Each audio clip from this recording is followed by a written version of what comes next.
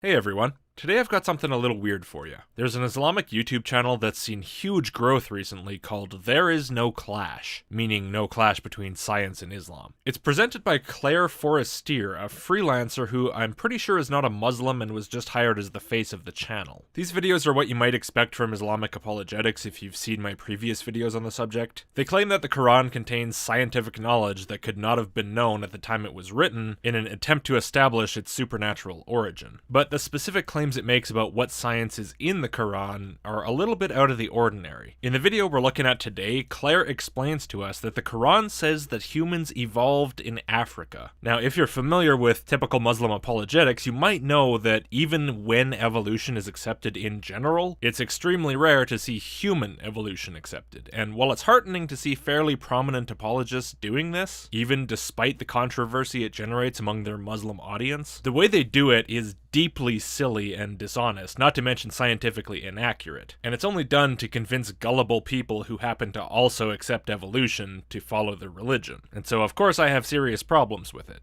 It's always a good idea to watch the videos I'm responding to get the full context, but in this case I would highly recommend that you watch the original video first because it brings up multiple different ideas separately without actually getting to the point, and only after it's established all those different threads does it actually bring them together to build a final argument. So it's going to get a little bit confusing, especially since the format forces me to address some claims before they're actually made in the video, because I have to address why they're bringing up certain things even though they haven't yet said why they're bringing it up. So we'll get to the video with Claire in a minute, but first I want to quickly look at a follow-up video they put out in which there's a different presenter who's visiting Ethiopia, trying to further explain the reasons for their position. I won't bother showing the reasoning part because we'll see that in the main video, but I want to show this clip as an example of the poor level of scientific understanding that we're dealing with here. So this presenter is explaining what it means that the Quran uses a gender-neutral term to refer to Adam's mate, meaning that that mate was not necessarily a woman. Eve. So the term used by God in this case is a neutral term and simply means mate. It doesn't specify whether this person was male or female. So this is consistent with the evolutionary view that at the beginning there were no men or women. There was one single species or organism that eventually specified and developed female and male sex organs. So all that to say that we are the species from which men and women appeared. We had rudimentary organs that specified into male and female organs. I'll give y'all a second to pick your jaws up off the floor. I don't know if that was long enough, it wouldn't have been for me, but I'm gonna move on anyway. I bet you thought at first that she was talking about the evolution of sexual reproduction in non-human species, right? Until she made it clear that she means that humans had rudimentary sex organs that later specified into male and female. I hope the people over at No Clash realize that if they're going to appeal to a more modern scientific crowd with these videos, they can't go around saying things like that the evolutionary view is that humans started off with no sex organs. That is a remarkably ignorant statement. In my opinion, even worse than the classics like, if we come from monkeys, how come there are still monkeys? And it immediately calls into question whether these people care even a little bit about the science that they're trying to use to confirm the Quran. So what are we saying here? Are we saying that there was no creationism? God did not create men, it all happened on its own? Of course not. Of course that is not what we're saying. What we are saying, in fact, is that God is the cause of all these things.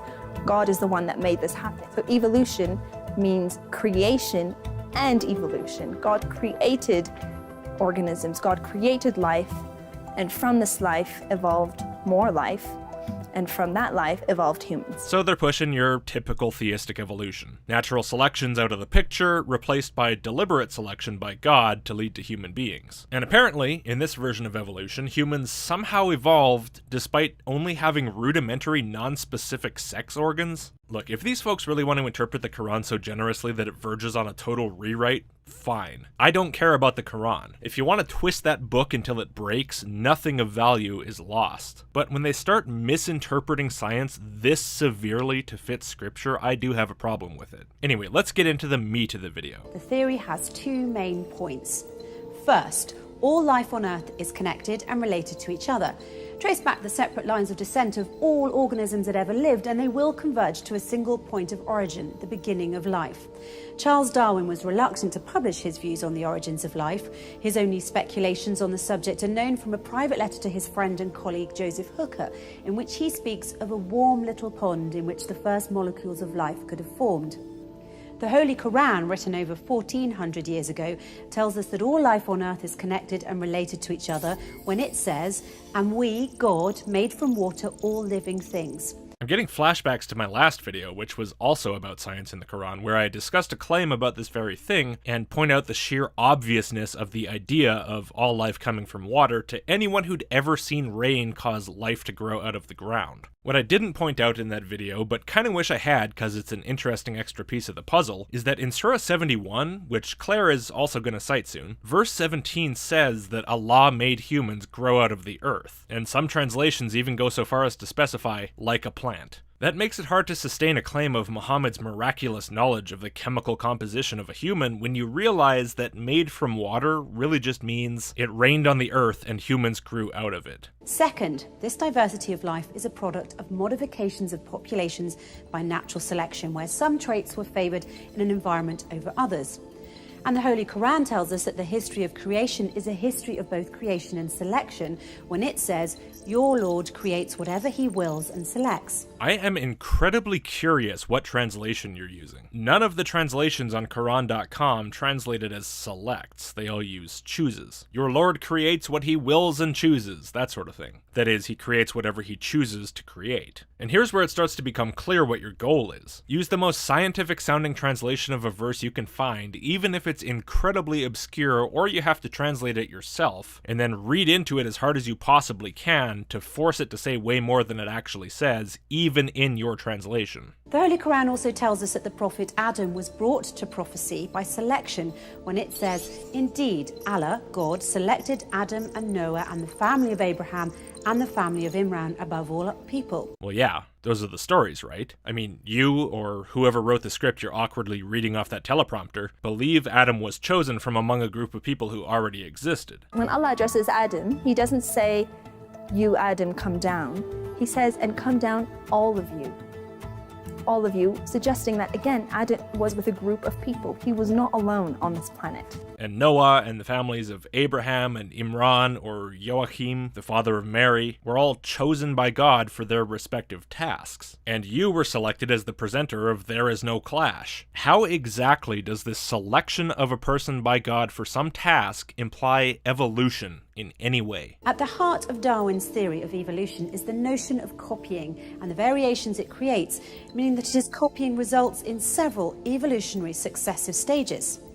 Similarly, the Holy Quran tells us that God created us in successive stages when it says, "What is the matter with you that you do not hope for honor from Allah when he created you in successive stages?" Another obscure or even new translation, but that's fine. So you think those successive stages mean evolutionary stages, but I find it odd that you've ignored the part of the Quran where it actually lists out the stages of human development. Here's chapter 23, verses 12 to 14. "And indeed we created man out of an extract of clay. Thereafter we made him as a nutfa," usually translated as a sperm drop, "in a safe lodging. Then we made the nutfa into a clot, and then we made the clot into a little lump of flesh, and then we made out of that little lump of flesh bones. Then we clothed the bones with flesh, and then we brought it forth as another creation." So the Quran already proposes a set of stages in which Allah creates humans. Do you seriously find it more likely that it's actually referring to stages of evolution in spite of that? Charles Darwin believed that humans evolved in Africa and that the root of the human tree was very deeply ingrained there.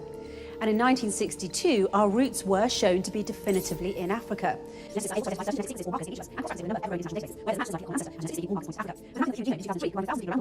the Holy Quran confirms this when it says in a very short chapter of only 8 verses, "By the fig and the olive, by the mountain of Senyin." The word in Arabic is Sinin, and it refers to Mount Sinai, but it has to be translated this way as Senyin to fit the narrative. We're not dealing with this now, it'll come up later, go on. "And by the secure city Mecca, we've indeed created the human in the best directed shape." Hey, guess which translation that shows up in? Well, once again, it's in your special, very convenient translation, and apparently no other. The word taqweem very broadly means form, and it's usually translated as mold, form, or stature. But we'll see soon how you want to link the form of humans mentioned here with the evolution of an upright standing posture. And that's going to be dead on arrival because you've just made up a translation that isn't actually implied by the word itself, just so you can make the Quran speak for you instead of for itself. Then we returned him to the lowest of the low, except those who believed and did righteous deeds. For them there is a reward unending. So what yet causes you to deny the recompense, i.e. day of resurrection? Is not Allah the most just of judges? None of that surah you just read says anything at all about human evolution. Not a hint of a whiff of a suggestion. But I'll let you explain it before I get too far into that. Let's take a look at exactly how this short chapter about figs, olives, and the mountain of Sinai explains the origins of humankind. If Surah 95 was seriously written by God as an explanation of human origins, then regardless of how you spin it in the next couple of minutes, it is a terrible explanation, and he should be ashamed of himself. In an article for BBC Earth, published on the 17th of January 2017, Mike Shanahan writes that fig trees have not only witnessed history, but have shaped it. Wild fig trees first grew in Africa around 80 million years ago. I think the source for this is the same BBC article that you're reading from. I'm just going to assume Mike Shanahan got it right. I'll link the article in the description so people can find it easily. Humans have been eating figs throughout history. Well, yeah, they're common and they're native to a lot of warm places, so they were a common food for a lot of cultures for a very long time, and still are. Figs not only nourish animals, but the year-round presence of ripe figs would have helped sustain our early human ancestors. High-energy figs may have helped our ancestors to develop bigger brains. There's also a theory that suggests our hands evolved as tools for assessing which figs are soft and therefore sweet and rich in energy. While the first humans benefited from fig biology, their descendants mastered it. And where exactly does the wild fig tree called Ficus vasta grow? In or near the Horn of Africa, and it's primarily endemic to Ethiopia. And Yemen, your slide says. Ethiopia and Yemen. So you go off talking about olives and mountains right after this, and so it takes you a while to circle back around to the point. So I'm going to address the point that you'll eventually get to right now. The point is basically that figs are from Ethiopia, and the Quran links figs to primates because figs and primates originated around sorta kinda the same time, and then all you have to do is take a running jump over a logical gap and voila! The Quran is talking about humans originating in Ethiopia. That's kinda oversimplified, we'll get to the detailed version later of course, but it's basically the kind of thinking that's employed. For now, we'll just talk about figs. So you've very clearly chosen a species of fig that's convenient for your narrative. If you really wanted to talk about where figs are from, you either would have talked about the genus Ficus generally, which is endemic to a vast area because figs grow natively in tropical areas worldwide, or you could have talked about Ficus carica, the common fig more specifically. That's the most commonly eaten fig, although it's far from the only edible one. But of course the problem is, the common fig grows natively all over Western Asia, so that wouldn't fit your requirement that the fig you select has to be from Ethiopia. And so instead you chose Ficus vasta, a choice so weirdly specific it could only be done with the intention to mislead. And even though you were so careful about your choice, you still only managed to find a fig that grows in Ethiopia and Yemen, which is, for people who don't know, on the Arabian Peninsula. And seeing as you copy-pasted that quote right out of Wikipedia, I'm just going to read the second half of the sentence you copied that you didn't put in your video. But can also be found in the Sudan, Somalia, and Saudi Arabia, and into Uganda and Tanzania in the African Great Lakes region. Wow. So even cherry-picking the most convenient species of fig you could find, you still had to delete the majority of what your own source says to make it say anything even close to what you wanted. That is some next-level bullshittery, guys. And now for olives, whose tree has been called the Tree of Life.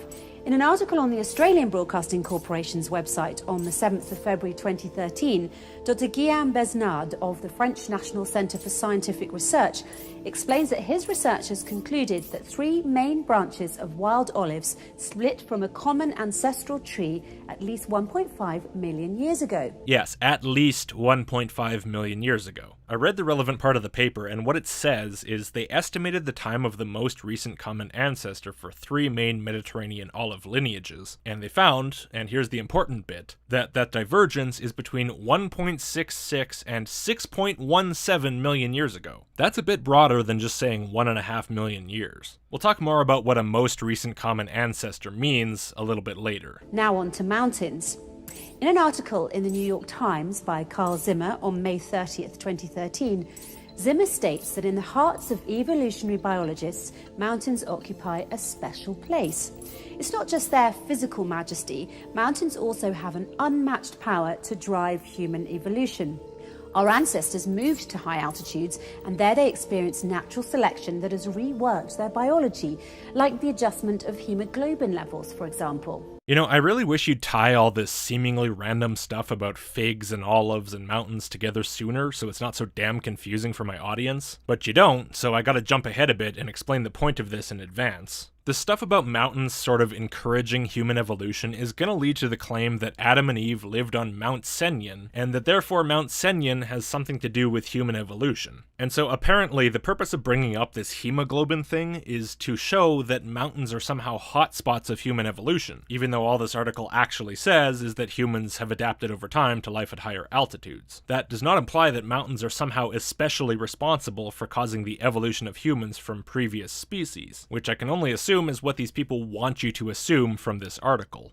This is the most extreme example in humans that you can find, said Rasmus Nielsen, an evolutionary biologist at the University of California at Berkeley.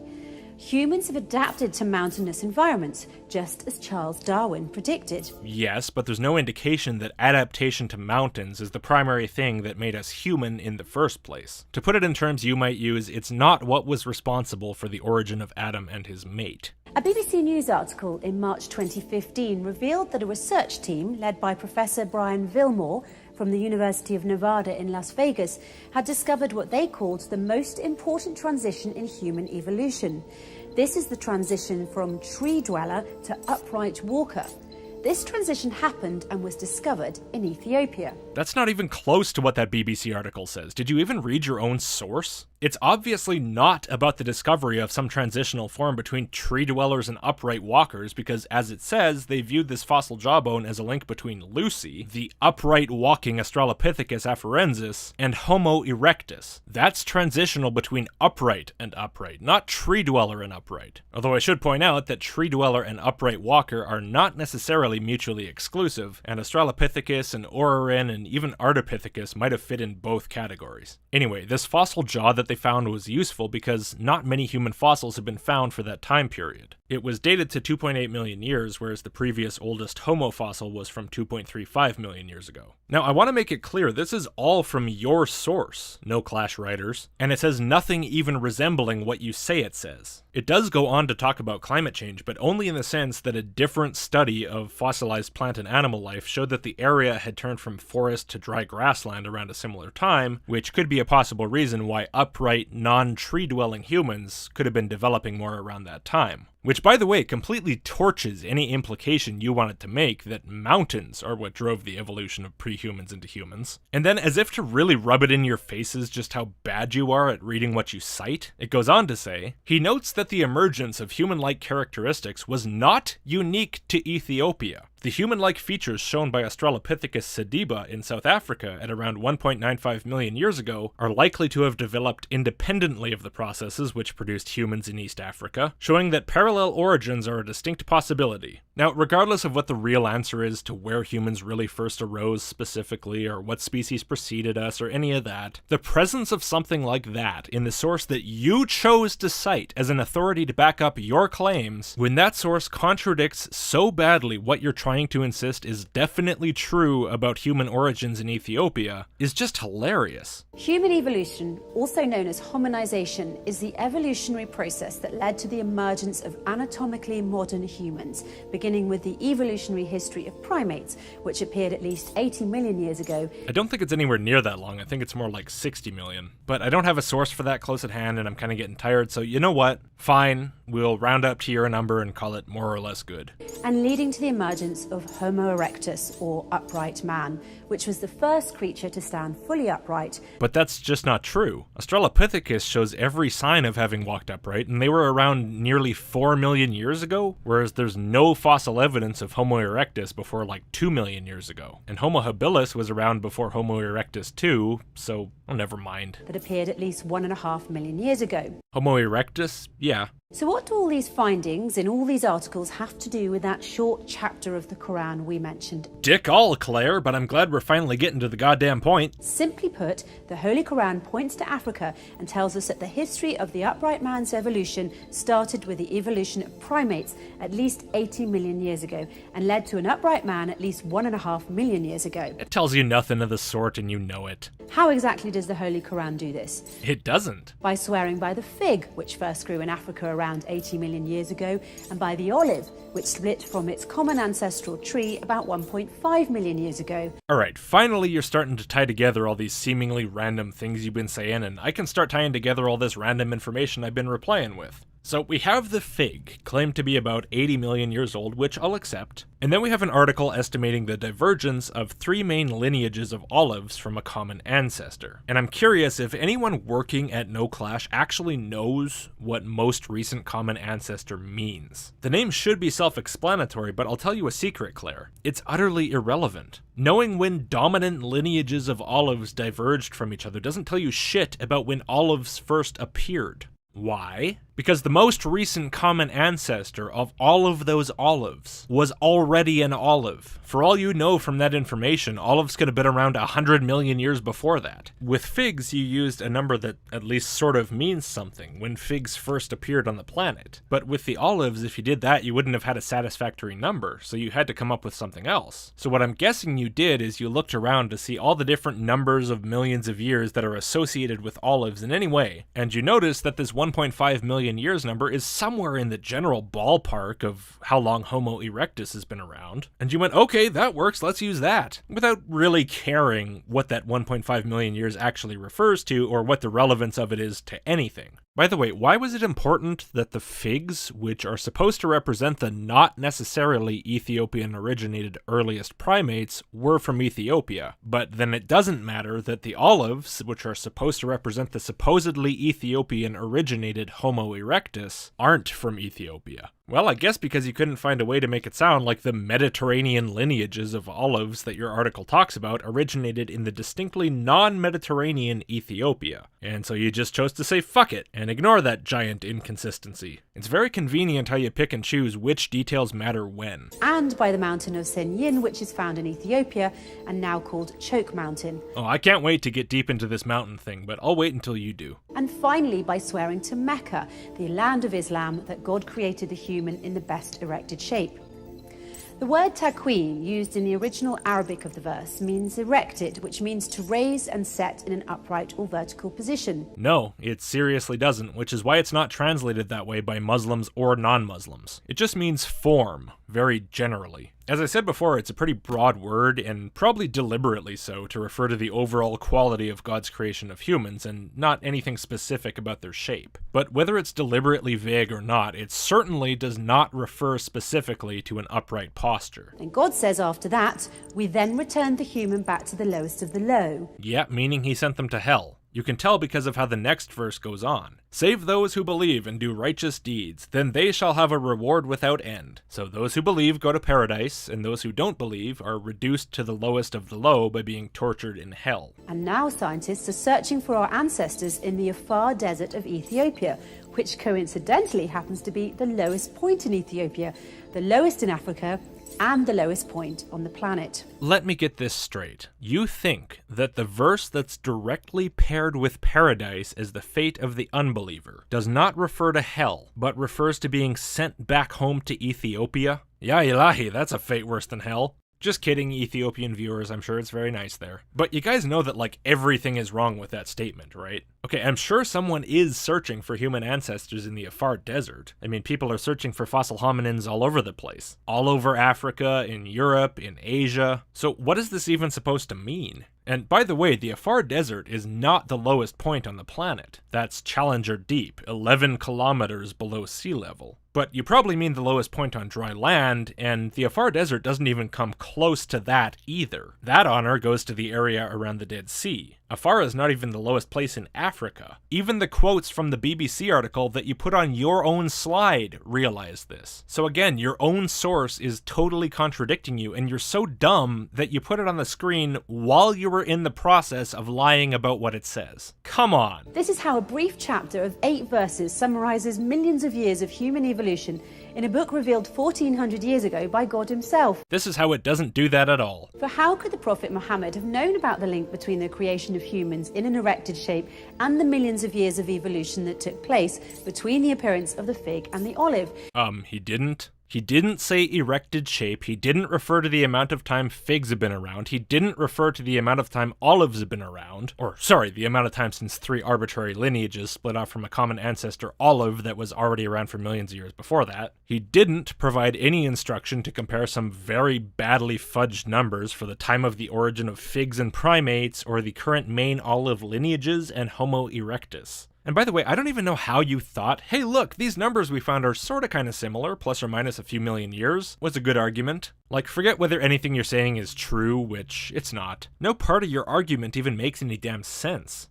Oh, and another couple interesting things here. The way you say the millions of years of evolution that took place between the appearance of the fig and the olive seems to imply that you think that the divergence of the current lineages of olives from a common ancestor olive is the same thing as the origin of the olive. And the millions of years of evolution that took place between the appearance of the fig and the olive. And the way that you compare that, the millions of years between the fig and the olive, to the evolution of the earliest primates into the earliest humans, almost seems to imply that you think figs evolved into olives, at least if this analogy is to hold together in any way whatsoever. And while I really don't want to assume that about you, I also wouldn't put it past you at this point. You guys are idiots. And how could he have known about the link between the creation of humans in an erected shape and an African Amharic mountain in Ethiopia? Guess my answer. Or even about the location of the mountain of Senyin that has for years been wrongly translated as the mountain of Sinai in Egypt. That's right. Every reading of the Quran in Arabic, English, or any other language for the past millennium and a half that's interpreted this to mean Mount Sinai, and every Quranic scholar since the time of Muhammad has failed to understand this reference, which clearly and obviously must refer to some obscure mountain in Ethiopia, because NoClash wants people who accept evolution to convert to Islam. That's a good reason. And that we just recently discovered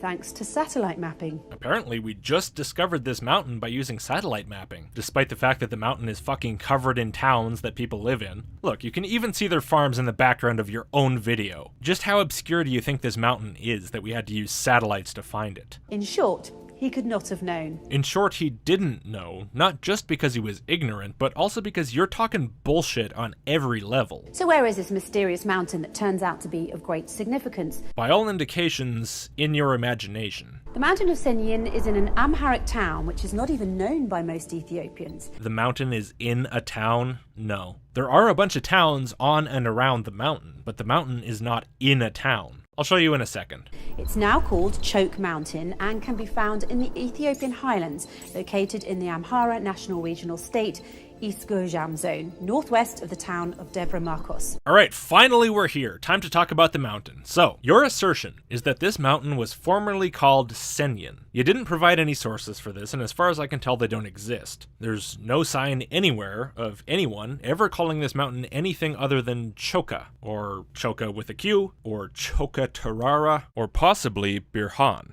I'm not sure exactly how you pronounce it, although I'm pretty sure it's not just choke. And when it's not northwest of Debre Marcos, it's northeast of it. No wonder your guide got so confused that he actually had to hire a guide of his own. You probably said he should lead you northwest of Debre Marcos to Mount Senyin. Poor guy. The guide we had in Ethiopia had never been here before, so he had to hire a guide for himself. So we had 2 guides leading us to this mountain. But you do present a couple of images to show that this mountain is called Senyin. So let's look at those. First up, we have this map. Now that map is from this paper from World Development about drainage gully formation. And look at the difference between yours and the original. In the original, Senyin is shown quite clearly to be a town on the mountain, no different from any other town in the area. But you've blown that name up to associate it more strongly with the mountain. I'll overlay this map on Google Maps satellite imagery so you can see what Senyin really is referring to. This tiny little town is Senyin, not the mountain. And this other paper, just like the other one, lists Senyin as a town and marks it as a town on the map.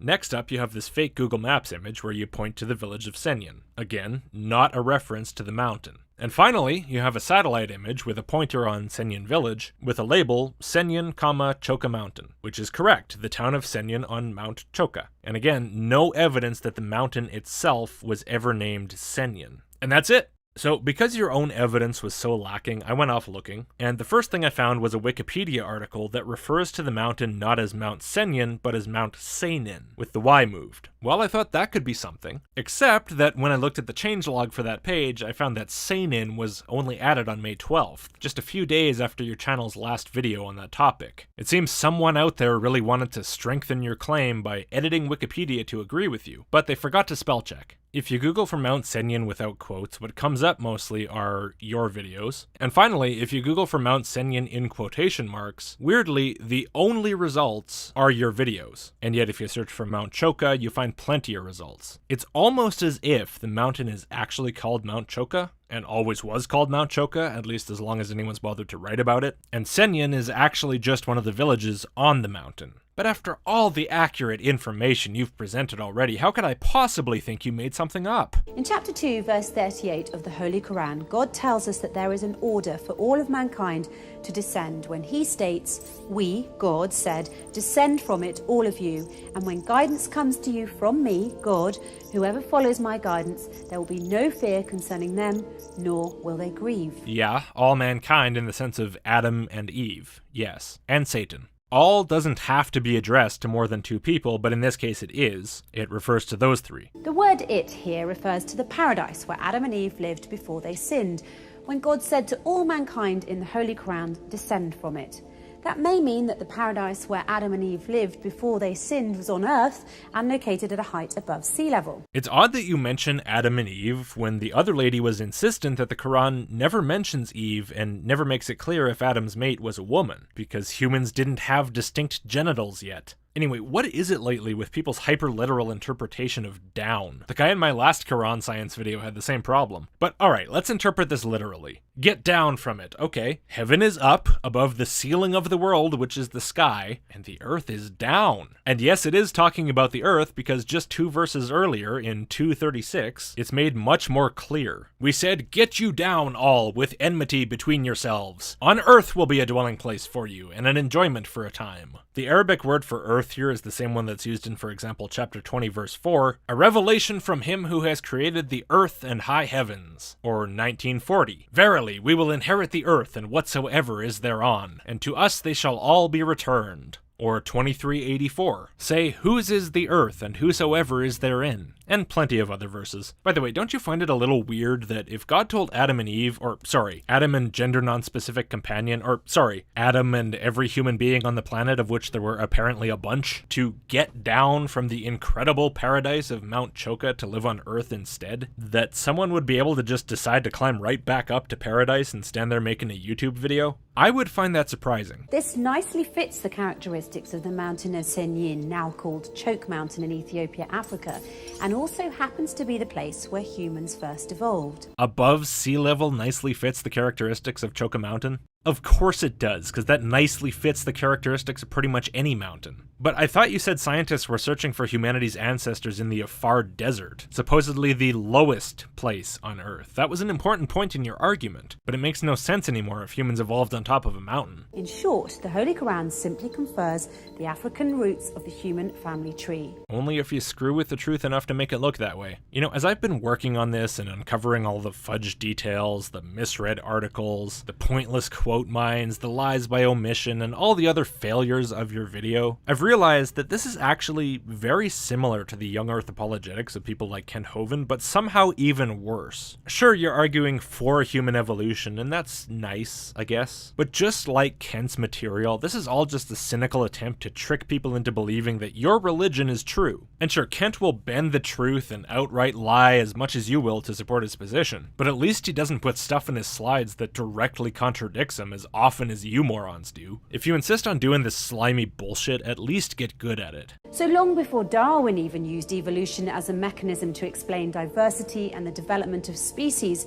the Holy Quran itself addressed the emergence, diversification, and origins of life on Earth. That was the most pathetic, transparent attempt to steal some of science's legitimacy and give it to a religion that I've ever seen in my life. You should all be ashamed of yourselves. I hope they pay you well for this job, Claire, because the fact that you took it makes you look like a real asshole. Especially when the very first video you did for these people had you calmly delivering threats of torture with seemingly not a care in the world. The author of this book gives us the total freedom to either believe or disbelieve in what he wrote, but at the same time the author tells us that he also has the freedom to determine our fate after death, with either eternal happiness in paradise or an eternal painful punishment in hell. There is no third option. And no, I'm not going to get into it, but I really wanted to point out the depths of depravity that Claire will descend to for money, threatening people for not believing in a religion that she doesn't even believe in herself. But to the people at ThereIsNoClash, if you're worried that Allah will send you to hell if you disbelieve in what he wrote, I really hope you're ready to feel the heat, because you've made it clear through this whole video that you don't actually believe what the Quran actually says. Well, that was a lot longer than usual, but my Patreon's been doing pretty good recently, and I figured, what the hell, I'll do a bigger project.